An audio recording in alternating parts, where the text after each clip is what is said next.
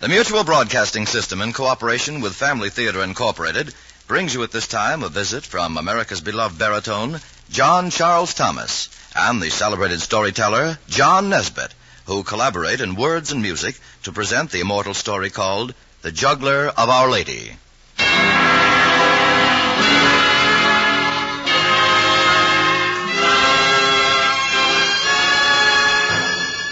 More things are wrought by prayer than this world dreams of.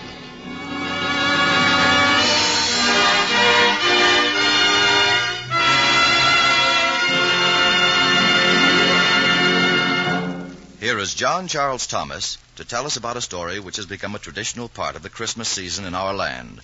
Mr. Thomas. Dear friends, I've heard people say that the Christmas season is too long. Yet I think we all agree that the spirit of Christmas, that never lasts too long, is found when we live in the spirit of Christ and in heed of his message to all men that we love one another. I know one way of keeping the Christmas spirit all through the year, the way of daily family prayer. Praying together as a family will bring our homes to each of us each day the year peace and happiness of Christmas. And here in that spirit is the great story, which is a particular discovery of my friend John Nesbitt. He first translated it from the Old French and introduced it to American radio some years ago, and for the past 4 of these years it has been our pleasure to present it together. John Nesbitt in his own version of the words, myself as the monk who expressed himself chiefly in song. So in song, I'll set the stage for our story, The Juggler of Our Lady. Oh, holy night, the stars are brightly shining. It is the night of our dear Savior's birth. Long lay the world in sin and error pining, till he appeared and the soul felt its worth. A thrill of hope, the weary world rejoices, for yonder breaks a new and glorious morn. Fall on your knees, oh, hear the angel voices, oh, night divine, oh, night when Christ was born. His power and glory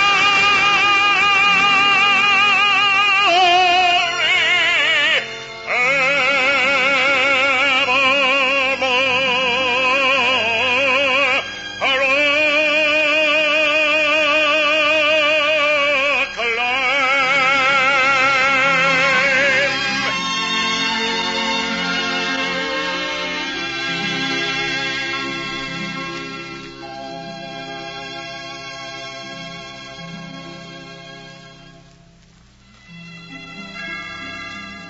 In the days when the world was young, there lived in France a little man who didn't amount to anything.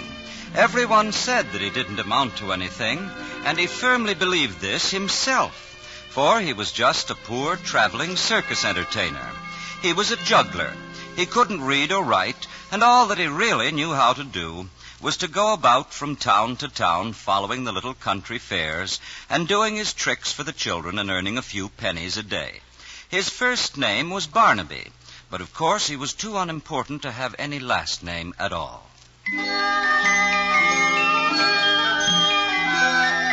Now, when it was summertime, and the weather was sunny and beautiful, and the people were strolling around the streets, and the young lovers were holding tightly to each other's hands in the park, Well, then Barnaby would be very happy, because, of course, he could now find a clear place in the village square, and there he would spread out a strip of old carpet on the cobblestones, and on the carpet he would perform his tricks for the children and the grown-ups alike.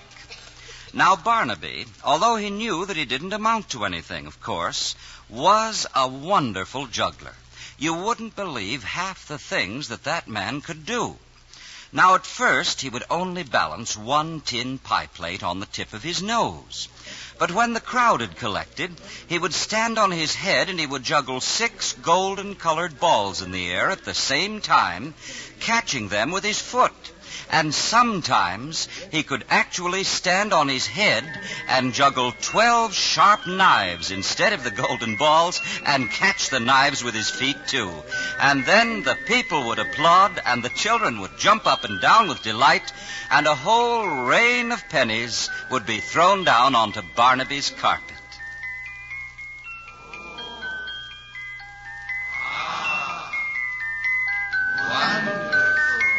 And you can imagine that at the end of a day's work like this, well, then Barnaby would collect the pennies in his hat, and before wearily resting his aching muscles, he would kneel down reverently and thank God for the hatful of pennies. But all this is about the happy days in Barnaby's life, the summer days when the sun was shining and people were willing to toss a penny to a poor juggler. But when winter came, then Barnaby could afford no place even to sleep, and he had to wrap up his juggling equipment in the old carpet and go trudging along the muddy roads and beg for a chance to sleep a night in a farmer's barn. And Barnaby, of course, being so simple, never thought of complaining about this, for he knew that the winter and the rains were just as necessary as the spring and the summer. And as he trudged along, he would say to himself, "Well, how could such an ignorant fellow as I ever hope for anything better?"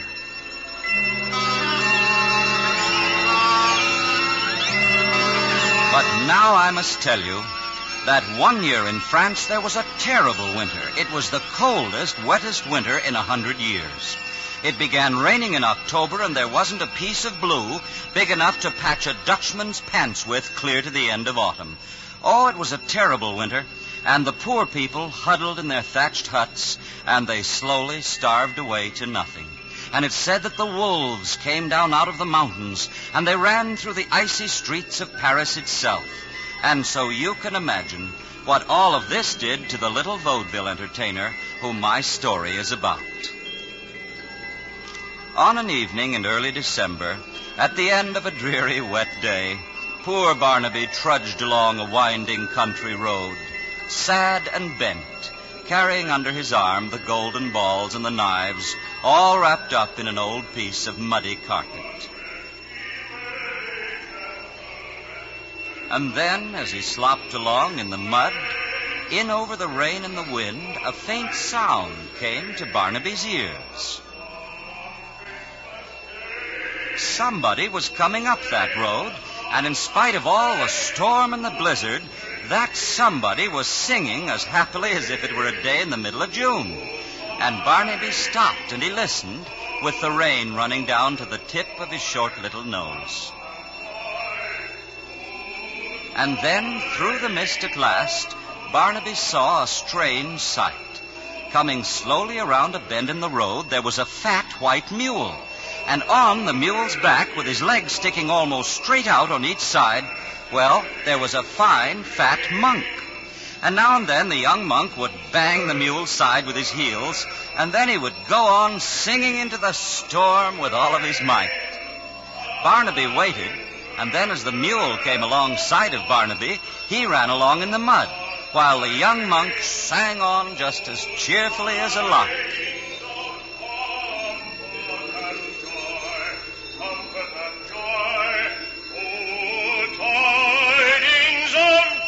All of a sudden, you see, the monk stopped, and he looked down, and there, of course, was poor little Barnaby hopping along near the mule's tail and staring up at him. And the monk smiled at him, and he called down, "It's going to be a cold night, Brother Juggler." And Barnaby said, and his teeth were chattering, mind you, He said, "Oh, yes, indeed, sir. Very cold. Indeed, yes." Well, then, how would you like it if I had a suggestion to make? "Oh," said Barnaby, "I should like it fine, sir. Thank you." All right, then. How would you like to spend the night where I live, at the monastery? Oh, if only I could. If only I could earn my lodging. But would they let an ignorant fellow like myself enter such a holy place as your monastery? And the monk laughed. Ignorant? Now just hop on behind me, Brother Juggler, and the three of us, you and the mule and I, will soon be as warm as 3 bugs in a rug. Oh, thank you very much, sir, thank you. But I am very ignorant. Are we not all ignorant compared to God?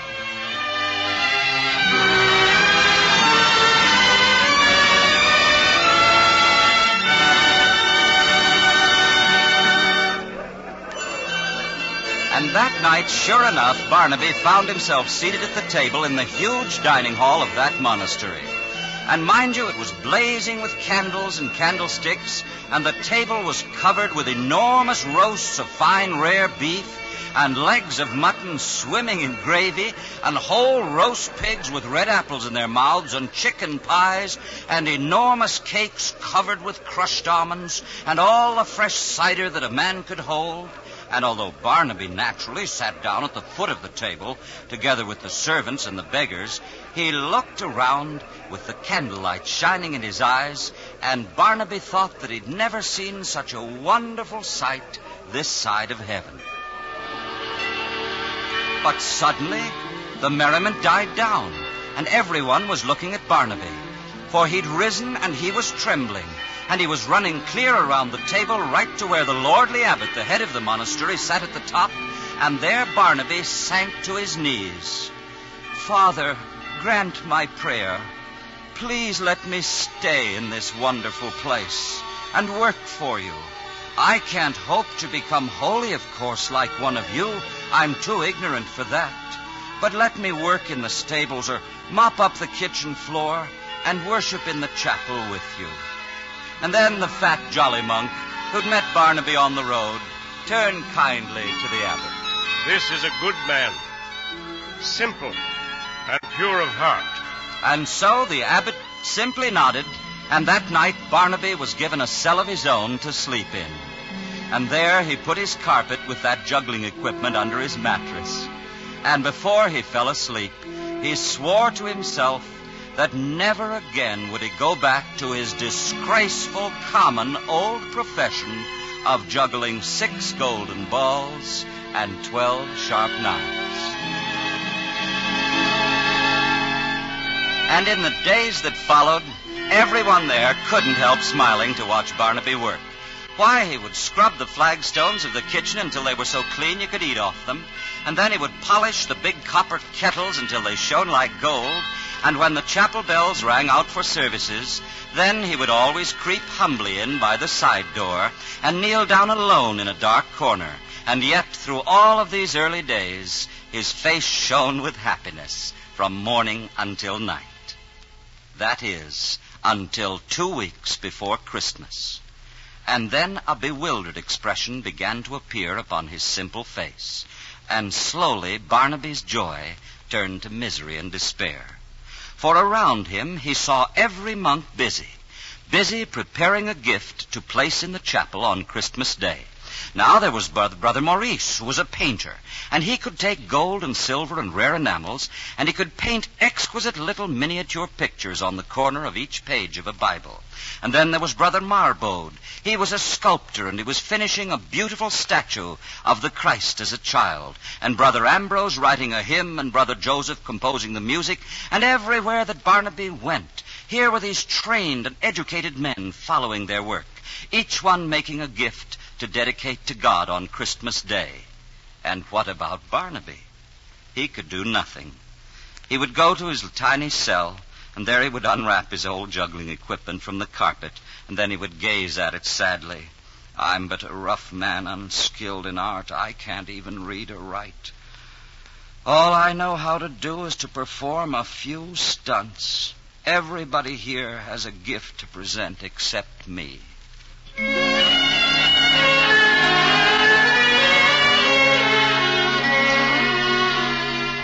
And so, you see, there was poor Barnaby, sunk deep into sadness and despair. And at nights he would no longer sleep, but tossed on his mattress. And yet Christmas morning came at last, and strangely enough, that was the first day of the winter that the sun broke out. And outside the monastery, the fields of snow glistened like frosting on a birthday cake. And trudging through the snow from the village, you could see dozens of families of children and their parents from the village. Because on Christmas, the great monastery always held open house, and there were food and gifts for everyone. And in the chapel that day, the great stone halls were decked in pine branches and berries, and thousands of candles gleamed everywhere, and the whole building rang with music. And it took 25 of the monks alone just to roll Brother Marbode's great stone statue into the chapel. And the choir sang the new songs, and every brother went humbly forward to present his gift to God. And where was Barnaby all of this time? Well, he wasn't to be seen. He had stayed all day inside his cell, his eyes gleaming with fever, sick and shivering with chill, and tossing upon his mattress of straw and looking at the ceiling overhead, and muttering over and over again the same words, "Forgive me. I have no gift to offer. I've nothing to give that's worthy. Forgive me." And then a strange and a terrible thing happened, a thing that no brother in that great monastery would ever forget during all of the days of his life. For that evening, after the visitors had gone and the chapel was deserted, and nearly all the brothers were wearily asleep on their hard beds, and the plump, jolly monk who had brought Barnaby to the monastery was now seen in the halls, but he wasn't jolly any longer. He was running down the halls with his face smiling no more, white as a ghost. He pounded over the floors to the private room of the abbot. He shoved open the door, and panting with excitement, he seized his abbot by the arm. "Father, a frightful thing is happening. The most terrible sacrilege ever to take place in our church. Come with me."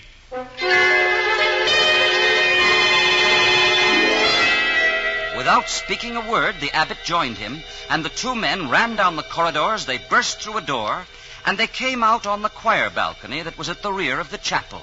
And the monk pointed his trembling finger down toward the altar. And the abbot looked, and he turned white. God forgive him, he's gone mad. For down below them, squarely in front of the altar, there was Barnaby.